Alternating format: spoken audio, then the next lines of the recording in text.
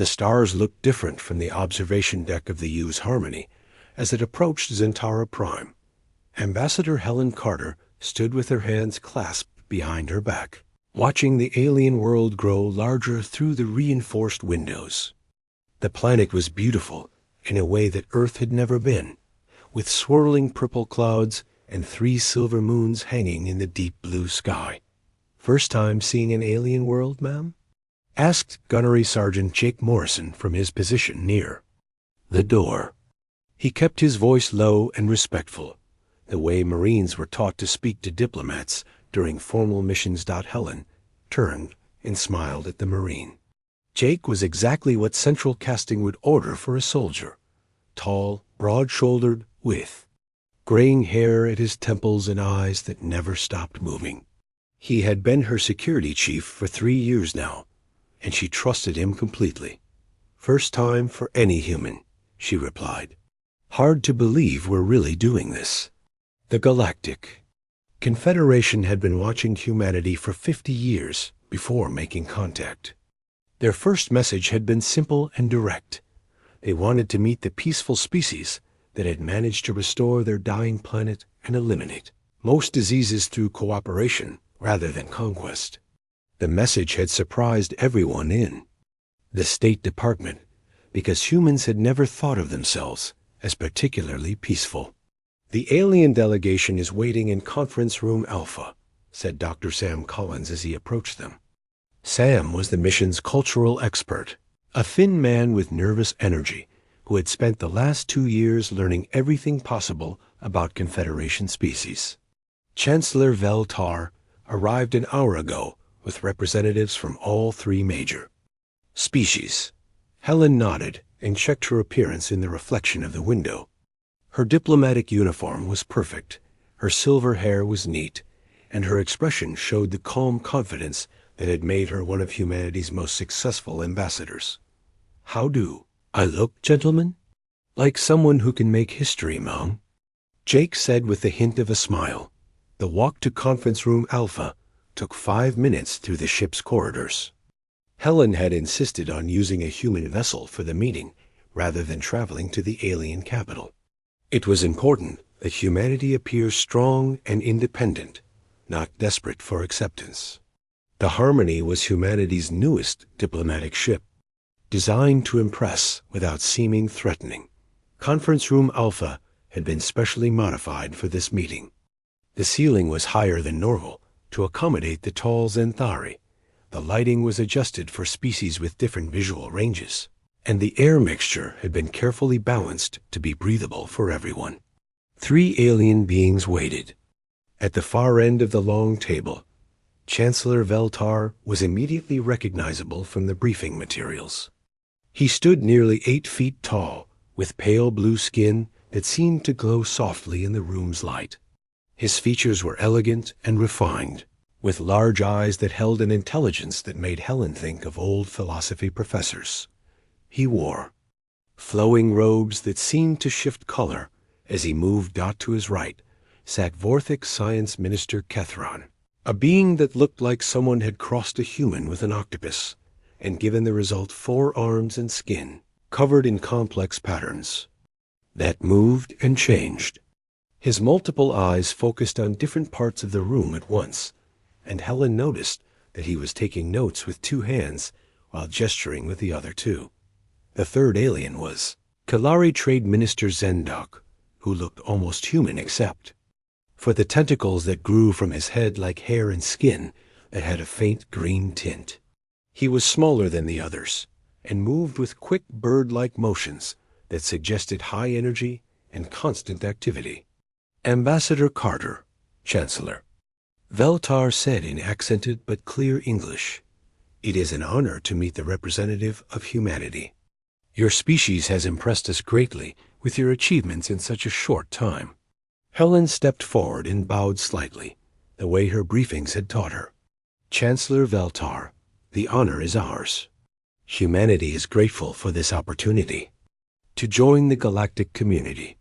Jake took his position near the wall, close enough to respond to any threat, but far enough away to remain unobtrusive. The aliens glanced at him briefly, but seemed to dismiss him as unimportant. To them, he was probably just ceremony, like the decorative guards that some Earth cultures used for formal occasions. "Please sit," Veltar said, gesturing to the chairs on the human side of the table. "We have much to discuss." The first hour was everything Helen had hoped for.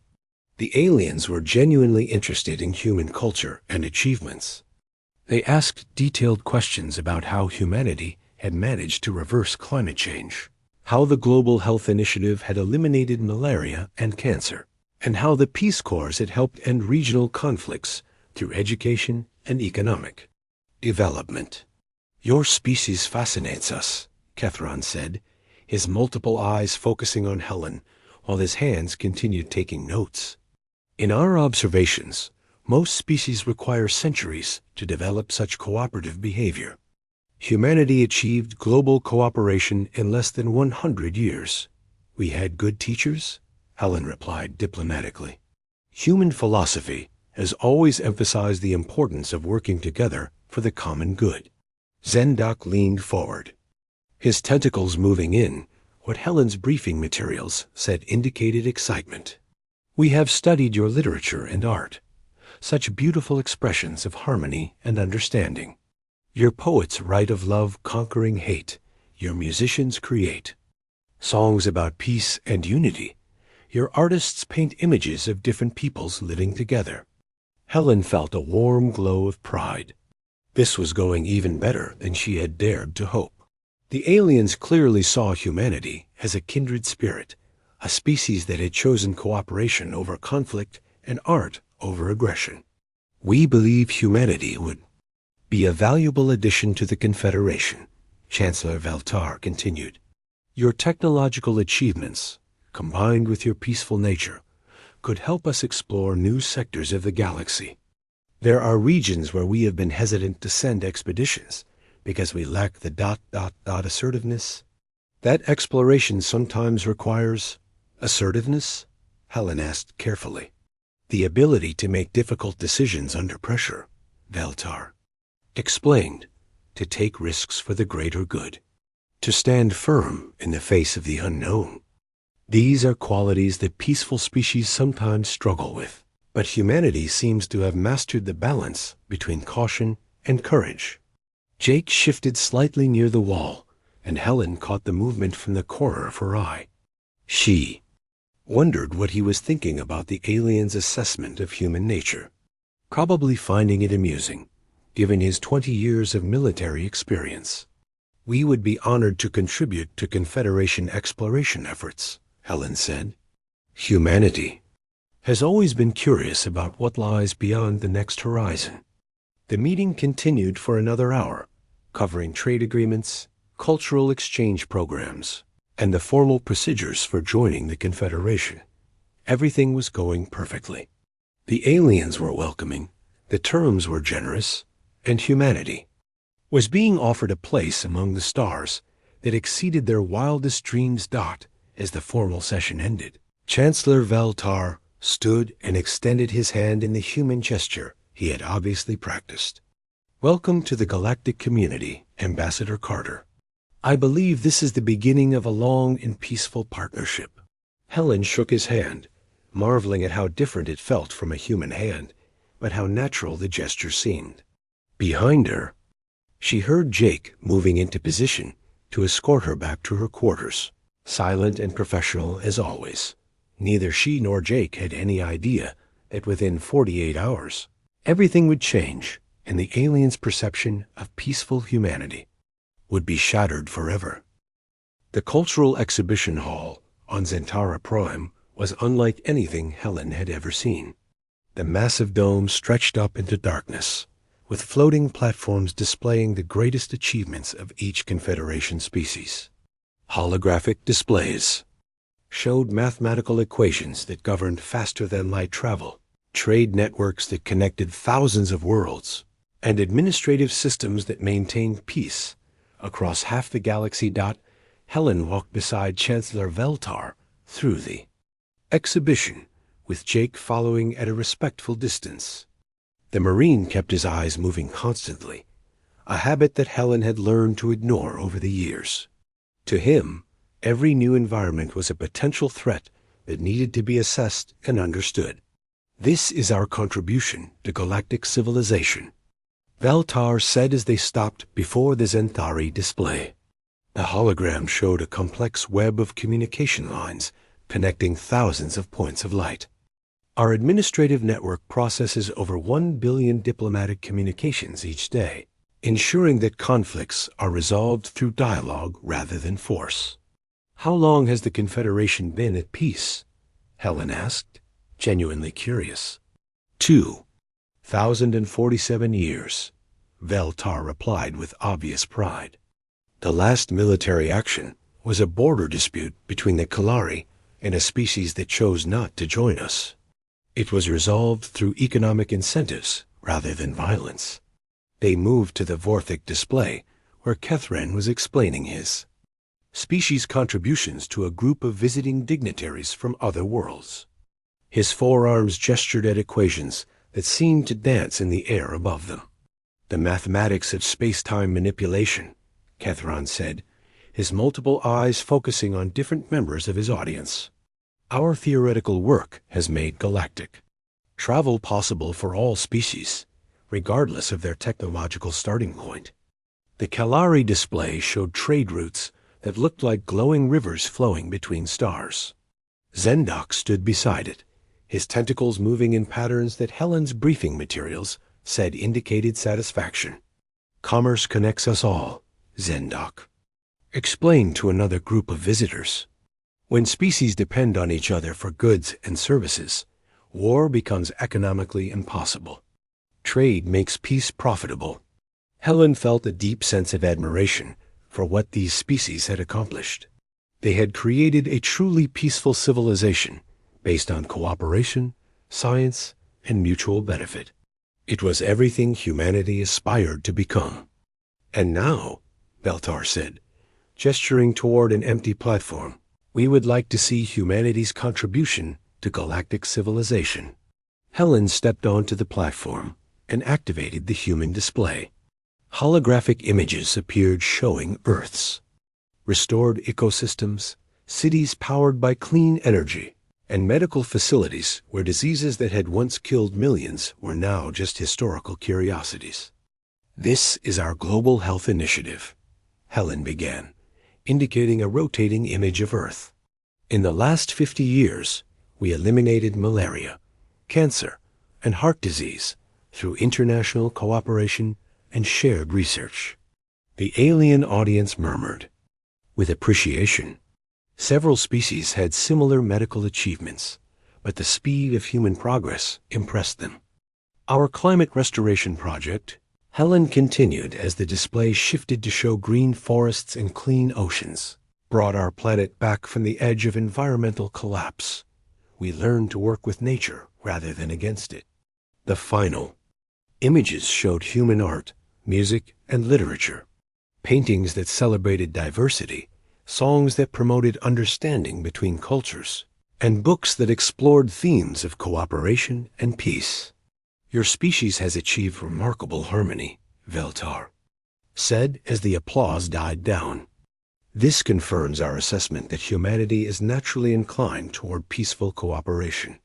The formal exhibition ended with a reception in the hall's main area. Helen found herself surrounded by curious aliens who wanted to know more about human culture and achievements. The questions were friendly and interested, focusing on how humanity had managed to overcome its early conflicts to become such a peaceful species. Jake stood near a wall, watching the crowd and occasionally checking his communicator. He looked relaxed but alert, the way Marines always looked when they were working. Helen noticed that few aliens paid attention to him, probably assuming he was just ceremonial security. "Ambassador Carter," Zendok said as he approached with a group of Kalari trade officials, "we are very interested in human conflict resolution methods. Our records show that your species had some disputes in your early history, but you seem to have developed very effective ways of preventing violence." Helen smiled, remembering her training in diplomatic language. Humanity has learned that dialogue and compromise are more effective than confrontation. We believe that most conflicts come from misunderstanding rather than genuine incompatibility. Fascinating, said one of the Kalari officials. Could you explain your specific techniques? We sometimes encounter species that are reluctant to join our trade networks, and we wonder if human methods might be more persuasive than our current approaches. Before Helen could answer, Zendak turned to Jake and asked, "What about you, soldier? What are human conflict resolution methods like from a security perspective?" Jake looked surprised to be included in the conversation. He glanced at Helen, who nodded encouragingly. The Marine straightened slightly and answered in his usual direct manner. "Well, sir, it depends on the operational parameters and rules of engagement," Jake said. "In asymmetric warfare, we've developed quite effective counterinsurgency tactics, though you have to be careful about collateral damage and civilian casualties." The aliens exchanged glances. Helen felt a small alarm bell ringing in the back of her mind, but before she could intervene, Jake continued. "Of course, the Geneva Conventions limit our options significantly. Can't use chemical weapons, biological agents, or target civilian infrastructure. Makes the job harder, but we've adapted our methods accordingly." The word weapons caused visible reactions among the alien listeners. Several stepped back slightly, and Helen saw Zendaka's tentacles go still in what she recognized as a sign of shock. "Geneva Conventions?" Chancellor Veltar asked, appearing beside the group with obvious concern in his voice. "International laws governing warfare and the treatment of prisoners," Jake explained, not noticing the growing tension in the room. "Rules about what constitutes war crimes, proper treatment of poesy, protection of non-combatants during military operations. Basic stuff, really." The reception hall began to quiet as other conversations stopped. Helen realized that every alien in the area was now listening to Jake's explanation with expressions of growing alarm. "War crimes?" Catherine asked, his multiple eyes all focusing on Jake for the first time. "Your species has formal definitions of criminal acts during warfare?" "Yes, sir," Jake replied, still not understanding the impact of his words. "The Geneva Conventions, Hague Conventions, Rome Statute. International law covering everything from treatment of prisoners to protection of cultural sites during military operations." "Military operations," Beltar repeated slowly, as if the words were foreign. To him, Jake nodded. "Combat operations, peacekeeping missions, humanitarian interventions. Different rules apply depending on the situation, but the basic principles remain the same. Minimize civilian casualties, respect surrender, protect non-combatants." Helen stepped forward, finally understanding the disaster that was unfolding before her eyes. "What Sergeant Morrison means is that humanity has developed comprehensive frameworks for preventing and limiting conflicts when they do occur. But it was too late. The damage was done." The alien audience was staring at Jake with expressions of horror and disbelief. A peaceful reception had become a scene of shocked silence. Chancellor Veltar looked at Helen with what she could only describe as betrayal in his large eyes. "Ambassador, are we to understand that your species has not only engaged in warfare, but has developed formal protocols and legal frameworks for conducting it?" Helen opened her mouth to explain, but no words came. How could she explain humanity's military history to beings who had not fought a war in over 2,000 years?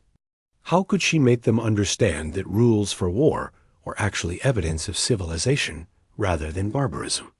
The silence stretched on, broken only by the sound of alien dignitaries beginning to whisper among themselves in their native languages. Helen knew enough about Confederation politics to recognize the sound of panic spreading through a crowd. Jake finally realized what had happened. His face went pale as he understood that his honest answers had just destroyed humanity's chances of joining the galactic community. He looked at Helen with an expression of regret and barely whispered, "Ma'am, I think I just made a very big mistake." Helen barely slept that night. She lay in her guest quarters aboard the Harmony, staring at the ceiling and trying to figure out how to salvage the mission. Every few minutes, her communicator buzzed with urgent messages from Earth asking for status updates. She had been avoiding those calls because she had no idea what to tell them. At exactly 800 hours, a Zentari aide appeared at her door with a formal message written on what looked like living metal that shifted and glowed. As she read it, the Confederation leadership requested her immediate presence for an emergency consultation regarding humanity's application for membership. Jake was waiting for her in the corridor, looking like he had slept even less than she had. His uniform was perfect as always, but there were dark circles under his eyes and tension in his shoulders that she recognized from their previous difficult assignments. "Ma'am, I want to apologize again for last night," he said as they walked toward the transport that would take them to the Confederation building. "I should have realized that aliens who haven't fought a war in 2,000 years might not understand our military traditions." Helen shook her head. "You answered their questions honestly, Jake. That's what Marines are supposed to do. The problem isn't what you said. It's what we didn't tell them before now." The Confederation building was a massive crystal structure that seemed to grow out of the ground rather than being built on it. As their transport approached, Helen could see hundreds of alien figures moving through the transparent walls like insects in a hive. The level of activity was much higher than it had been during their previous visits. They were escorted through corridors filled with aliens, speaking rapidly in their native languages. Helen caught fragments of translated conversation that made her stomach tighten with worry. Words like threat assessment and security review were being discussed by beings who supposedly had no military experience. The emergency session was being held in the Confederation's main assembly hall, a vast space that could hold representatives from thousands of worlds. Today, only a few dozen aliens were present, but they represented the most senior leadership of the three major species. Helen had never seen so many important alien officials in one place. Chancellor Veltar stood at the center of the hall, his usual calm demeanor replaced by visible agitation. His pale blue skin seemed darker than usual, and his elegant movements had become sharp and nervous. When he saw Helen and Jake enter, his large eyes focused on them with an intensity that made Helen feel like a specimen under a microscope. "Ambassador Carter," Veltar said, his voice carrying easily through the hall's acoustics, "we must discuss what your security officer revealed yesterday evening. Are we to understand that humanity has developed formal protocols for organized violence between sapient beings?" Helen walked to the center of the hall, feeling the weight of dozens of alien gazes upon her. She had given difficult speeches before, but never one where the future of her entire species hung in the balance. "Chancellor Veltar, honored representatives," she began, choosing her words carefully. "Humanity has indeed engaged in armed conflicts throughout our history. However, we have also developed extensive legal and ethical frameworks designed to limit the scope and brutality of such conflicts." The hall erupted in what Helen could only describe as controlled panic. Aliens who had maintained perfect diplomatic composure for centuries were now speaking in urgent whispers, their various species showing signs of distress in ways that transcended biological differences. Vorthek, Science Minister Kethron, stood up, his forearms gesturing frantically as he spoke. "Ambassador, our observations of your species focused on cultural and scientific development. We may have overlooked certain aspects of human civilization. Could you provide specific information about the extent of these conflicts?" Helen felt like she was standing at the edge of a cliff, knowing that her next words would either save the situation or destroy it completely. In recorded history, humanity has engaged in thousands of conflicts of various scales. However, we have learned from these experiences and established international bodies to prevent future wars. Thousands? The word came from Chancellor Veltar in a tone that Helen had never heard from him before. It was high-pitched and strained, causing other Xanthari in the hall to back away from him. Your species has engaged in thousands of organized, violent conflicts? Yes, Helen said, realizing that lies would only make things worse. But we have worked continuously to reduce both the frequency and intensity of warfare. Our international laws, peace treaties, and diplomatic institutions have significantly decreased armed conflicts compared to our early history. Jake stepped forward. Helen saw him take a deep breath before speaking, and she knew he was about to make things either much better or much worse. Ma'am, permission to speak to the assembly? When Helen nodded reluctantly, Jake addressed the aliens directly. Honored representatives, I understand your concern about humanity's military history. But you need to understand that we developed rules and laws about warfare precisely because we recognized how terrible it could be. Kalari Trade Minister Zendok, his tentacles quivering with what Helen recognized as fear, asked in a trembling voice, what was the most significant conflict your species has experienced? Jake and Helen exchanged glances. Helen knew that this question would come eventually, but she had hoped to have more time to prepare for it. That would be the Second World War, Jake said after a moment. It lasted 6 years, involved most of our planet's major nations, and resulted in approximately 70 to 85 million casualties. The silence that followed was unlike anything Helen had experienced. It was not just the absence of sound, but the complete suspension of normal activity. Every alien in the hall had gone perfectly still, as if Jake's words had frozen them in place. Then Chancellor Veltar made a sound that Helen's translator could not process and collapsed into his ceremonial chair. The tall, elegant being who had welcomed humanity to the galactic community now looked like someone had just told him that his entire family had died. Kethran was the first to recover. His multiple eyes began focusing and unfocusing rapidly as he accessed information from his species' databases. 85 million casualties, he repeated slowly, in a single conflict, lasting 6 years. Yes, sir, Jake replied, but that was over 80 years ago. Since then, humanity has established the United Nations, the International Criminal Court, and numerous peacekeeping organizations. We learned from that war and made sure it could never happen again. How?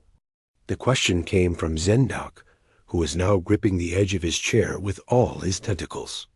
How do you ensure such a thing never happens again? International law, mutual defense treaties, economic interdependence, and cultural exchange programs, Helen said quickly. The same principles that the Confederation uses to maintain peace, but adapted for a species that had to learn these lessons through experience rather than natural inclination. But you still maintain military forces, Veltar said, his voice barely above a whisper. Even knowing the cost of warfare, you still prepare for it. Jake nodded. Yes, sir. Because unfortunately, not all humans learned the same lessons we did. And because sometimes the only way to stop someone who chooses violence is to be prepared to defend against it. The hall fell silent again. Helen could see the aliens struggling to process concepts that were completely foreign to their experience. These were beings whose species had evolved beyond warfare through philosophy, abundance, or simple biological disposition. The idea that sapient beings could systematically organize violence against each other was literally alien to them. Finally, Catherine spoke again. You said you have laws governing warfare. Could you explain what these laws contain? Jake straightened. The Geneva Conventions prohibit attacks on civilians, require humane treatment of prisoners, protect medical personnel and facilities, and establish rules for the conduct of hostilities. The goal is to minimize suffering even during armed conflict. You have rules for minimizing suffering during the act of causing suffering, Veltar said slowly, as if testing whether the words made sense when spoken aloud. Yes, sir, Jake replied.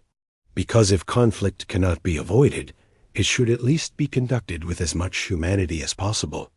Helen watched the alien faces around the hall and realized that they were not just afraid of humanity's capacity, or violence. They were struggling to understand how a species could be both capable of systematic warfare and capable of creating moral frameworks to limit that warfare. To them, it was a contradiction that challenged everything they thought. They knew about the nature of intelligence and civilization. The news of humanity's violent history spread through the Confederation's communication networks faster than Helen had thought possible. Within 6 hours of the emergency session, every member world had received detailed reports about human military capabilities and historical conflicts. The reaction was immediate, and overwhelming. Helen found herself confined to the diplomatic quarters aboard the Harmony, officially for her own protection, but practically under house arrest. Through the ship's communication system, she could monitor Confederation news broadcasts and emergency sessions being held across dozens of worlds. The translations were fragmentary, but the tone was unmistakable. Panic. The humans maintain active military forces, numbering in the millions, reported a Vorthic news analyst, his multiple eyes focusing on different data displays simultaneously. Their weapons technology includes devices capable of destroying entire cities, and their tactical doctrine emphasizes rapid deployment and overwhelming force. Helen turned off the broadcast and sat heavily in her chair.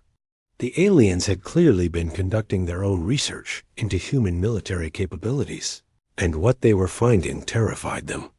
Species that had not fought a war in over 2,000 years were discovering that their newest potential allies were possibly the most militarily advanced beings they had ever encountered. A soft chime indicated an incoming message.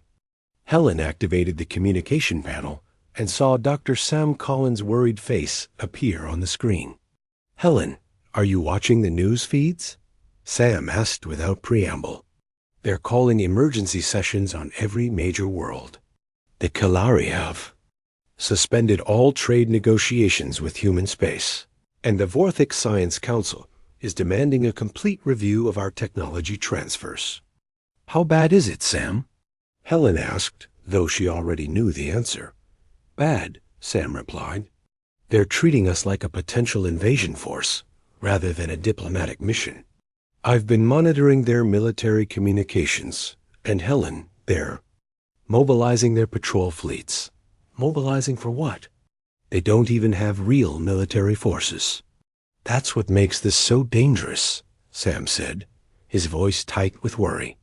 They're trying to create a military response to deal with us, but they have no experience with warfare. Their patrol ships have minimal weapons. Their crews have never seen combat, and their command structure isn't designed for military operations. Helen felt a chill run down her spine. The peaceful Confederation was preparing to fight humanity because they were afraid of human military power.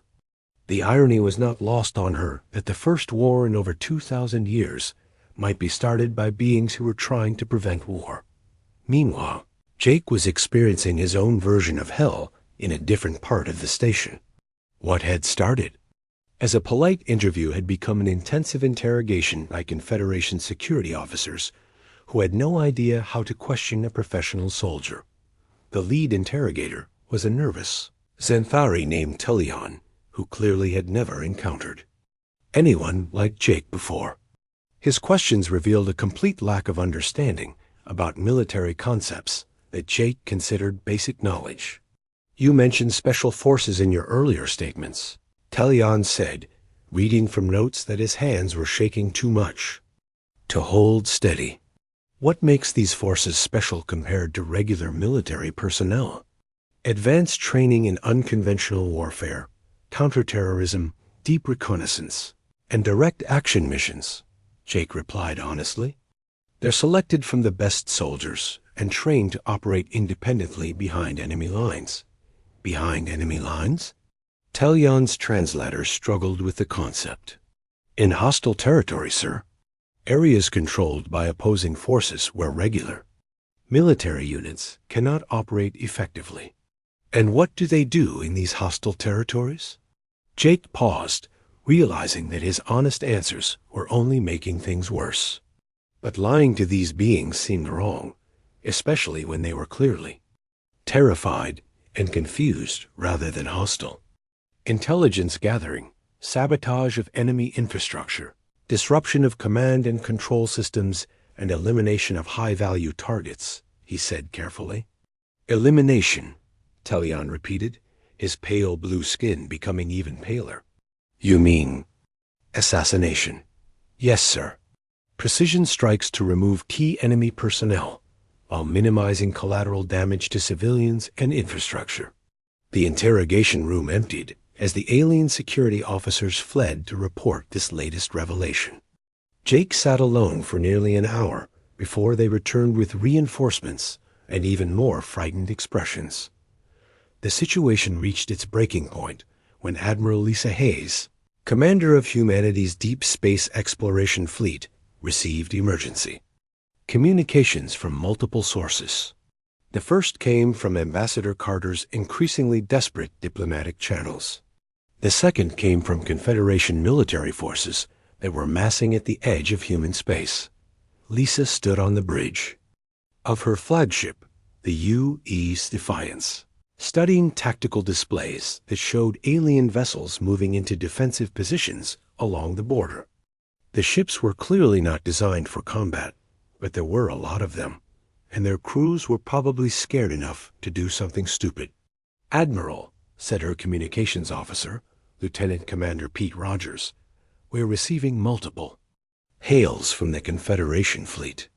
They're demanding that we withdraw from the border and submit to inspection of our military capabilities. Inspection? Lisa asked, raising an eyebrow. What kind of inspection? They want to board our ships and examine our weapon systems, ma'am. The fleet commander is insisting that humanity poses an unacceptable threat to galactic peace. Lisa looked at the tactical display again. The Confederation had assembled nearly 200 ships, but her intelligence reports indicated that their combined firepower was less than what a single human destroyer could bring to bear. If this turned into a shooting war, it would be massacre and not in the aliens' favor. Sir, said her tactical officer, Commander Ryan Clark, the Confederation ships are moving into attack formation. Their weapons are powered up, and they're targeting our lead vessels. Lisa made a decision that would later be studied in military academies across human space. Instead of responding to the threat with force, she ordered her entire fleet to stand down and power down their weapon systems. All ships, this is Admiral Hayes, she announced over the fleet communication channel. Stand down to minimal alert status. Power down all weapon systems and assume defensive positions only. Nobody fires unless fired upon, and if someone does, fire on us. Respond with minimum necessary force only. Ma'am, Commander Clark said carefully, the alien fleet still has us targeted. If they open fire while our weapons are powered down, then we'll take some damage and maybe some casualties, Lisa said firmly. But we won't start the first interstellar war in 2,000 years, because we were too proud to show restraint.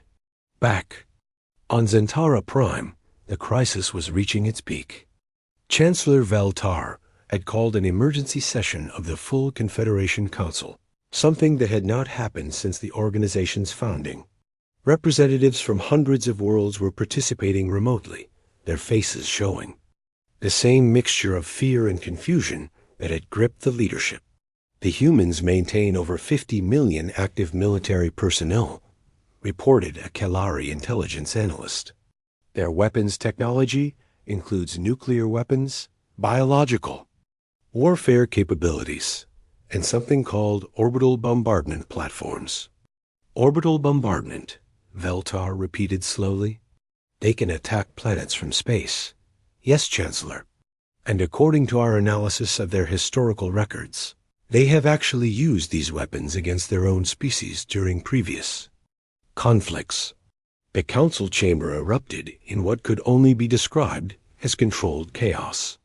Beings that had spent their entire lives believing that sapient species naturally evolved beyond violence were being forced to confront the existence of a species that had weaponized space itself.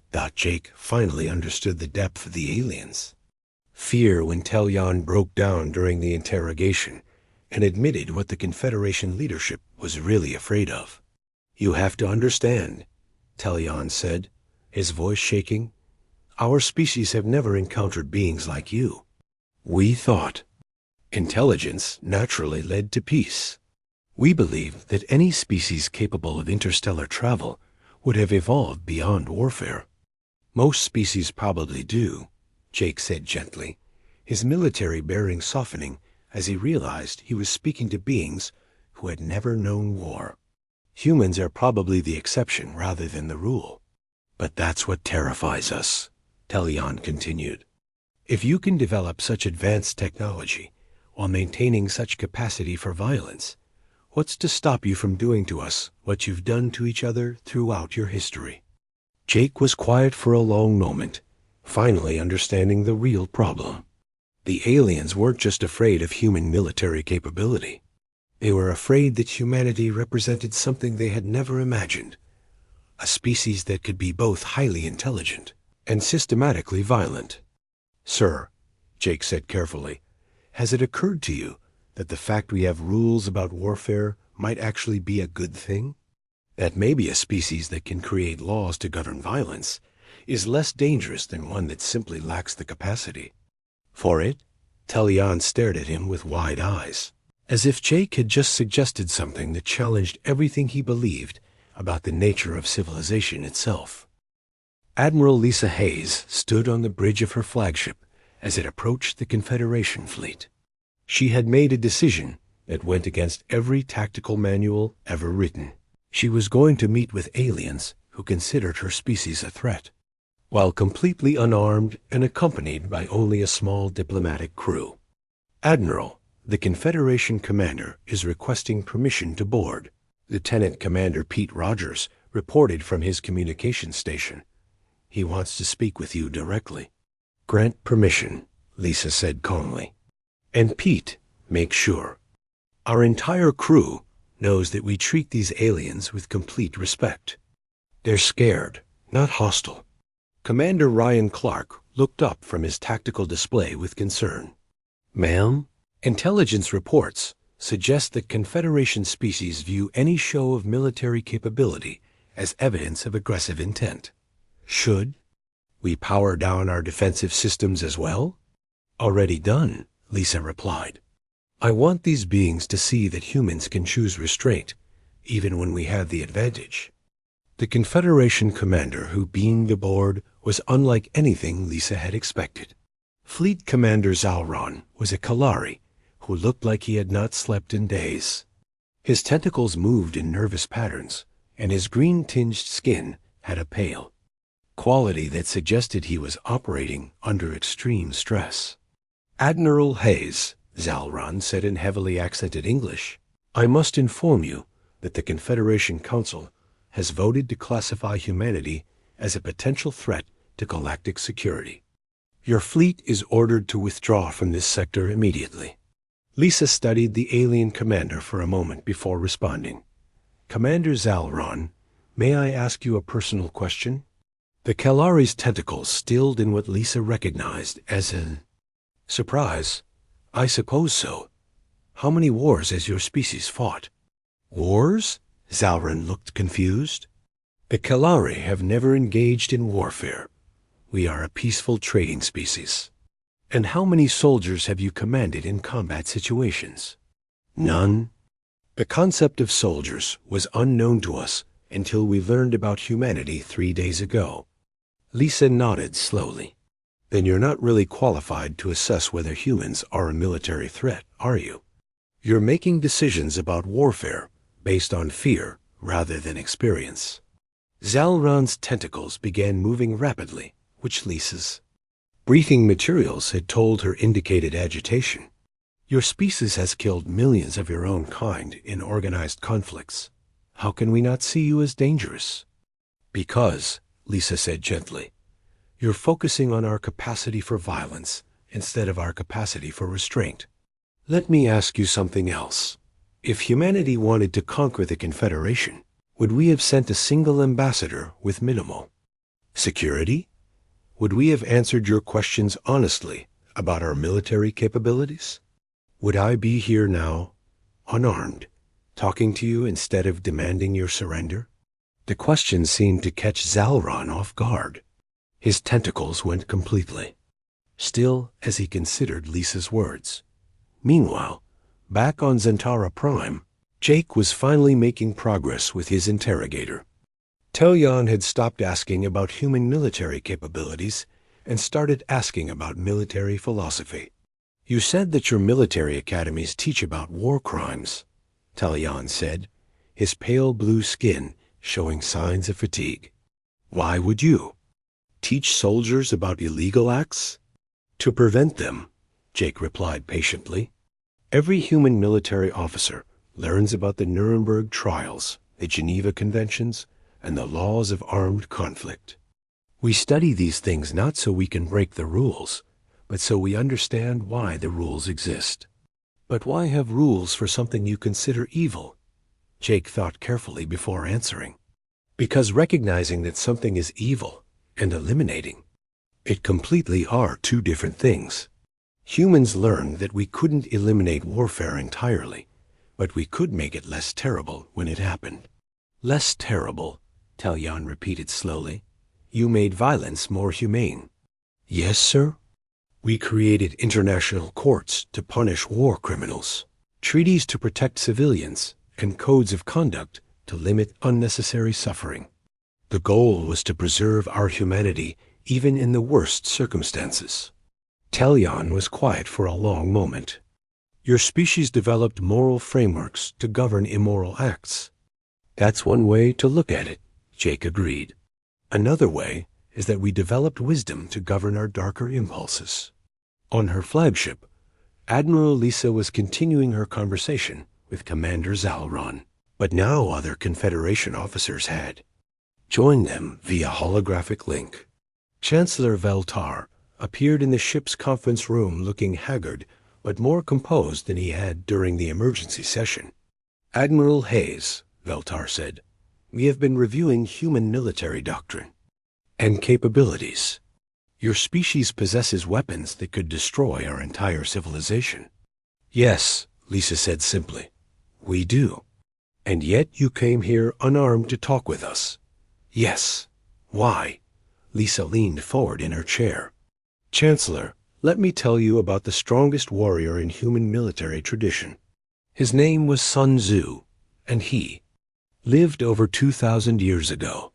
He wrote that the supreme excellence is to subdue the enemy without fighting. The best victory is the one you win without going to war. But to win without fighting, you must be capable of winning if you do. Fight, Veltar said slowly, as if testing the concept. Exactly, Lisa replied. Peace maintained through weakness is not really peace. It's just a temporary absence of conflict. True peace comes from strength that chooses restraint. Commander Zalron's tentacles had begun moving in a different pattern, one that Lisa's briefing materials said indicated deep thought rather than agitation. You maintain military forces not to use them, but to avoid having to use them. In part, yes, Lisa said, but also because sometimes the only way to stop someone who chooses violence is to be prepared to meet that violence with superior force. Not everyone learns the same lessons we learned from our wars. The conversation was interrupted by an urgent communication from the U.E.S. Harmony. Ambassador Helen Carter's face appeared on the conference room display, and Lisa could see the relief in her expression. Admiral, Chancellor, Helen said, I've just received word that the Confederation Council wants to resume diplomatic talks. They're willing to discuss a new framework for human membership that takes our military capabilities into account. What kind of framework? Veltar asked. Helen consulted her notes. A mutual defense agreement where humanity helps protect Confederation worlds from external threats, while the Confederation provides us with advanced peaceful technologies. Think of it as a partnership where we contribute our military expertise while you contribute your scientific and cultural achievements. You would use your military capabilities to defend us rather than conquer us? Zalron asked. Commander, Lisa said with a slight smile, what would be the point of conquering a civilization that's willing to share its knowledge freely? Trade and cooperation are more profitable than conquest, and they last longer too. A final agreement was negotiated over the following week. Humanity would join the Confederation as a special member with unique responsibilities for defense and security. Human military advisors would train Confederation forces in defensive strategies, while Confederation scientists would share their advanced technologies with human researchers. Jake found himself assigned to the new Confederation Defense Academy, where he would teach alien officers about military strategy and ethics. His first class consisted of representatives from all three major species, none of whom had ever held a weapon before.